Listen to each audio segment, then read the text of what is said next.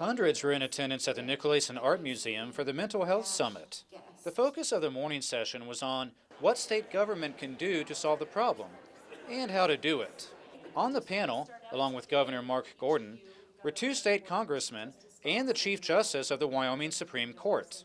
Governor Gordon explains why mental health is such an important issue for him personally. I spoke about kids that were in my kids' classes in schools and the fact that I think we failed them. A really bright young man in 6th grade took his own life. That's just unacceptable.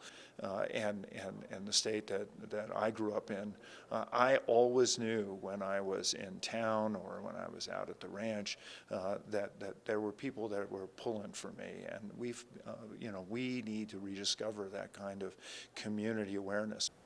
State Senator Fred Baldwin, who is also a physician, says there's a bigger tie between physical health and mental health than what people might realize. Maybe it's back pain, maybe it's chest pain, maybe it's a rash. It could be a number of things. And when you really get down to it, the underlying cause is actually a mental health issue, depression being the prime example. Senator Baldwin is helping lead a movement at the Capitol to raise awareness of mental health issues and pass bills related to it, two of which he hopes will attract more counselors to the state.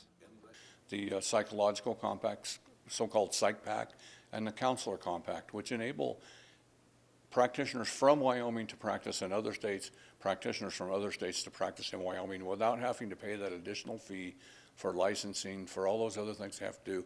Wyoming ranks first in the U.S. for suicide deaths per capita, and suicide is the second leading cause of death in Wyoming for ages 18 to 44, which is why Governor Gordon believes time is of the essence. What are we going to do about early intervention? What are we going to do about meeting people where their needs are?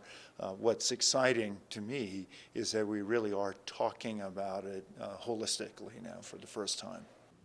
I'm James McDowell, Wyoming News Now.